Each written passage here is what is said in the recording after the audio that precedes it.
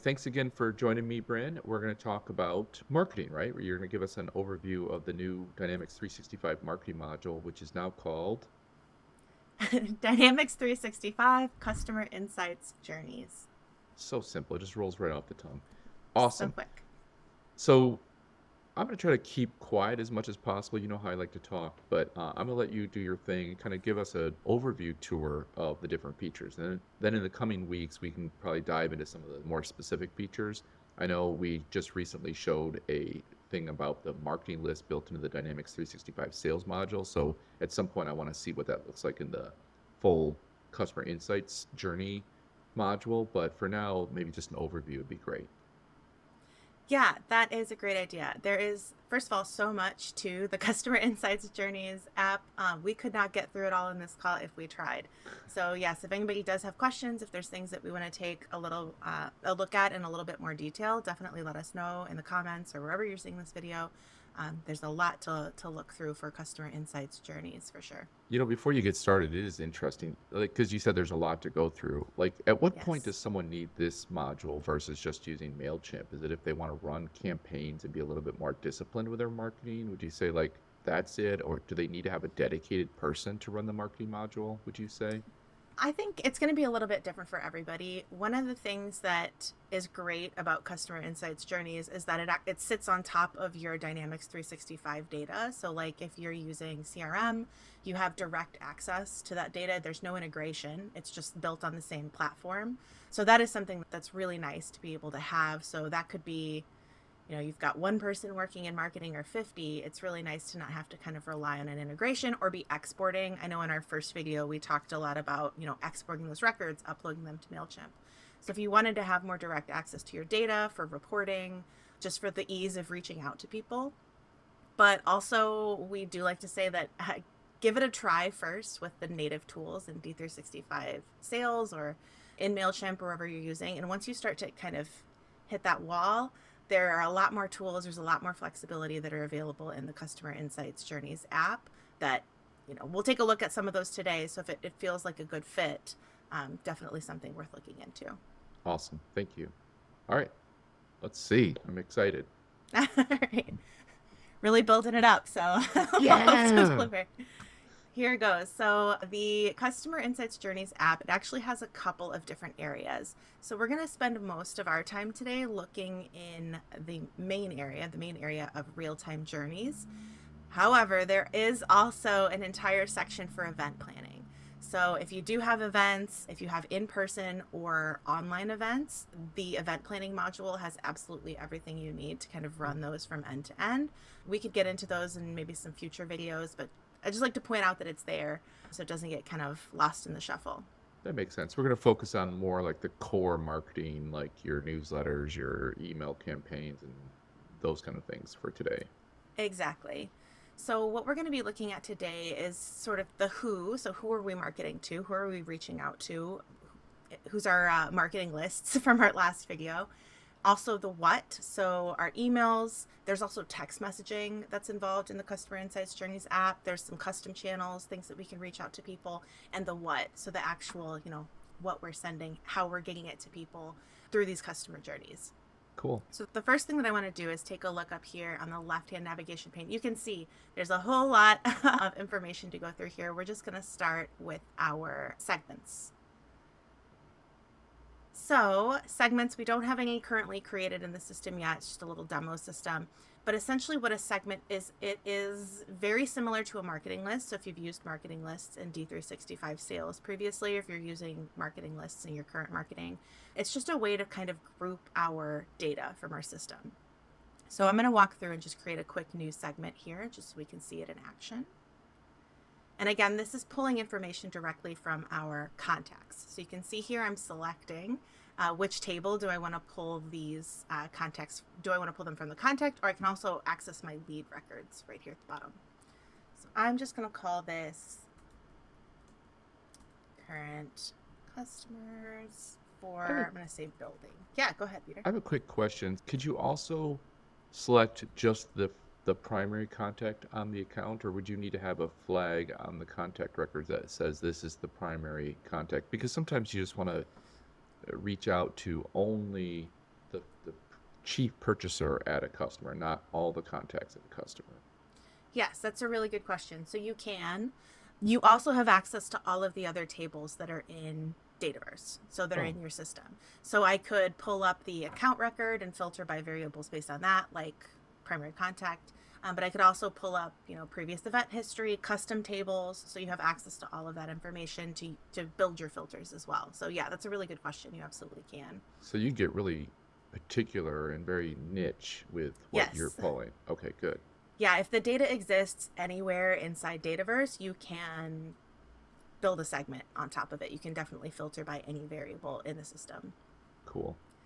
You can see down here at the bottom, we also have this option for Copilot. So I could put in some natural language here. It'll give me some suggestions. So if I just hit anywhere in this box, it'll give me some suggestions that are just built sort of ready standard out of the box. Contacts whose name is Smith, contacts who aren't in Canada. So it's giving you some pretty fun suggestions right off the bat. But you could also, type in your own natural selections or suggestions. I do like to say if it doesn't hit perfectly the first couple of times, the more that you enter data into this Copilot, the smarter it gets. So it's learning as you're kind of entering data. So if it doesn't fit the exactly the first time, don't give up, keep going. That's a great motto for life in general. If it doesn't work the Yeah, first time, just keep going. that's what Don't we're give here up. for. Yeah, Dynamics 365 and Philosophy Corner.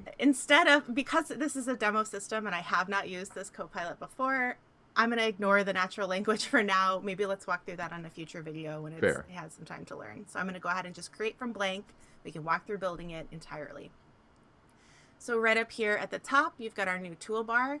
It's going to give you, I love this about Customer Insights Journeys, it's giving you kind of like a step-by-step tutorial all the way through.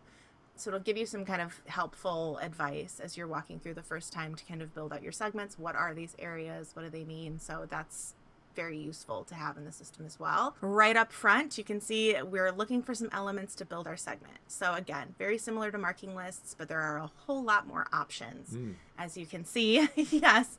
So we don't just have our attribute group, which would be for like our standard query. Give me all of my contacts that live in China. Give me all of my contacts with the building industry, so I can pull those sort of different attributes in to create my segment.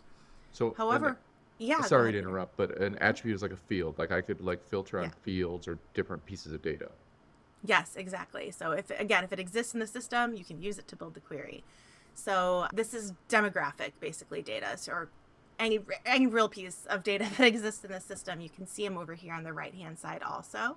Oh yeah. So this is everything on the contact table.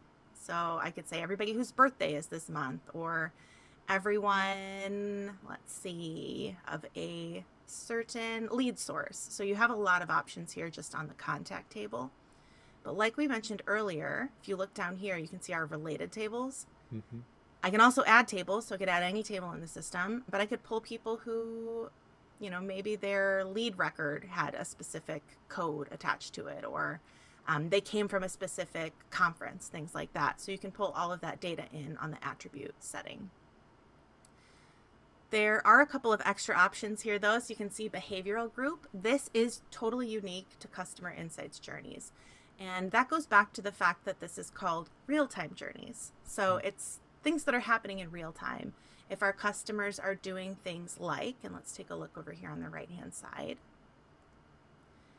if they are clicking a link in an email, for instance, if they are submitting a marketing form, if they are, for instance, leaving things in their cart, and we want to be able to send them some communications based on a real-time interaction that they're taking out in the real world. You can actually start a journey off or create an entire segment based on those actions. So if I click on a link, if I open an email, if I visit a website, you can create a segment just based on those people and then immediately send them whatever kind of materials we want to get in front of them. Very useful, very unique to Customer Insights Journeys because it is happening in real time. That's pretty cool. I can see where if anybody's watching this video, they probably are in marketing. They probably see the Yeah. value of that. But that, just from my perspective, that is really cool because a lot of times if I send out an email and someone clicks the link, I'm going to want to do a different behavior than if they didn't click the link. That's really neat. Exactly. And you can tell if, if somebody's left things in their cart a little too long, maybe send them a quick text reminder with maybe a coupon code. I mean, there's a lot of ways to kind of use this technology. I've definitely been on the receiving end of it I was gonna say, several I was just as times soon as myself. yeah, as soon as you said that, I'm like, don't forget you've got stuff in your cart. Yeah. Did you mean to don't forget to check out? So yeah, real time marketing is, I mean, it's everywhere now, and it's really great to be able to kind of connect the power of your D365, all of your sales data with your marketing, and kind of pull those behaviors in is something that's really very cool. If only the AI could just go ahead and check those customers out automatically. Just grab their Oh, credit card for them and just check them out and say, hey, we just took care of that for you. Don't even worry about it. yeah, living the dream. That's your personal bot. Just to go Yeah. ahead and, I mean, I think I have that currently with some subscription services anyway. It's like, groceries show up, thanks AI. So Yeah. maybe that's in a future release. The world is going crazy. Anyway. Yeah, I digress. So the other option that we have here is you can also use existing segments to either include or exclude this group. So if I wanted to say, give me everyone who has made a purchase in the last 3 months, but no one who has made a purchase in the last week, right? To do maybe like a kind of reach out reminder campaign. Mm-hmm. Also, people who have said no to certain types of communications, you can segment them out automatically. So it's giving you that power to kind of, I don't have to sit here and build out every single line item into creating my query. I can just kind of build it once and then I can use it in other places. So it's going to save you also on the back end a lot of time kind of putting these things together so that you can actually get to sending your journey out a lot quicker. Mm-hmm. That's really cool. That happens all the time. Like, Yeah. give me people that bought product X, but well, I want to now see people that didn't buy product X. So Right. just using that segment to exclude those people from the one list, that just makes it a lot easier. Yes, definitely a lot of great use cases. Then at the bottom, you can see this is pretty similar to when we looked at earlier in the dynamic side, static lists. So I could also choose to just manually add some folks or manually remove some folks from this list. Mm-hmm. So if I wanted to build an entirely manual segment where I just select a certain number of contacts or lead records to reach out to, I could do that here. But I also could build my query and say, also I want to add in, these couple of extra people into the campaign or remove a couple manually. It's very easy, kind of simple, one click. And I've got the option over here on the side that's just going to pull up literally all of my contact records. And I could just select these from Go. So I have a question. I know on the Dynamics side, and people should go check out that video if they're not familiar with how the marketing lists work in the dynamic side. But you had dynamic list versus static list. If I'm reading this correctly, this is a dynamic list, but you can also add some static pieces to it too. So like you could have like all my customers in California, but then exclude these 3 people for whatever reason. Yes, you could. So that is the main difference, I'd say, between segments and marketing lists. So a frequent question that we get a lot is, are they the same? And no, they're not the same. Because to your point, the segments in customer insights journeys are essentially all dynamic. They're entirely dynamic. They're built on queries, or you could hypothetically add them manually, but they're really structured to lean towards that dynamic side. But you do within them have the option to have static elements. Hmm, So that's cool. yeah, and it's because, again, like, point to the real time. It's because they want you to have your most like up to date, your most current data. They're pulling directly from that database, so they're not relying on a sync. So we get just like a static list of names that are never going to change. You can use them. We'll look at this a little bit later when we look at journeys. But you can absolutely apply them like you would a static list. So take a picture of this list right now at a moment in time and don't let it change. But in terms of building it, the query functionality is so strong that it's really making it very easy to use these with real-time data. That's really cool. And I know, Bryn, today we have a limited amount of time, so I don't know if you want me to keep my questions shorter or if we break this into 2 parts, but this is all really interesting. And I think a lot of people get a lot of value out of just what you described about how you can kind of mix and match dynamic and static list making. Like, that's pretty powerful. So you want to show us how to actually build the segment now? I think you've explained it really well, and I see the value of all of the different ways you can build this. Yeah, so I'm going to just build a quick segment of my contacts in a certain industry. So you can see I've got my account existing here in this right-hand pane. I'm just going to type in, I have an industry field on my account. It's going to come up. It would search all of my tables, but I know that it's there on account, so I'm going to just select that here. Add it to, there we go. And I'm going to give the relationship, right? So I'm just pulling the contact in from the account that has this industry field on it. And it's going to give me the company name. Go ahead and set that path. And my industry is, I've got all of my different industries available. I'm just going to say my building supply contacts. So everybody who works for a company that has the industry set to the building supply retail. And So but because of the way you did this, is this only going to be the primary account, or could you get all the accounts and then maybe do another filter, which would be like, I only want to see purchasing agents or things like that? Like you can, I know you yes. already said this, but like you can control this precisely. And that might be a dumb question, but I think you can do all that, right? It's not a dumb question at all. Yeah, absolutely. You could filter by really anything. I could say certain types of decision makers, different roles that work for different accounts based, you could continue this chain for pages and pages. So you could just continue adding different subgroups, filtering by different demographic filters, things like that. So yeah, you have total flexibility. If it's in your data, you can definitely find it by building a segment. Perfect. All right, so I can also do a quick check. So I can do an estimate down here at the bottom and just say, who's in here? Do I have any members? Hopefully I do. It's Yeah, going I to mean, I know our calculate. sample data is a little limited, but Yeah. hopefully it's going to have a few folks in there. Oh, I've got 34. Okay, so I can Nice. also view a sample just to make sure, like, do these folks fit? Are these the correct people that I wanted to reach out to? They are, luckily, so I can hide that sample. And I can just say that it's ready to use. So hitting that button is going to mean that this is accessible to everywhere else in my Customer Insights app. Well, while this is generating, oh, that was fast. It is fast. I was going to ask if you create a list, if I'm a marketing person, I have access to the Customer Insights Journeys module, would I see your list too, or do you have to like give me permission to see your list? Do we all see each other's lists, or are they like, can you make private lists? That is a great question. So you do have the ability, when you purchase Customer Insights Journeys, first of all, it's a single license. So it's not like Dynamics 365 Sales or Field Service where it's like one license to one person.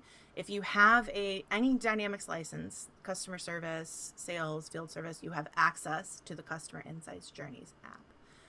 Which means that it's also really dependent on security roles to kind of flesh out what different people have access to, what level of access that you have. So you are able to lock down journeys, or lists. So I could say, I only want these people to be able to edit lists.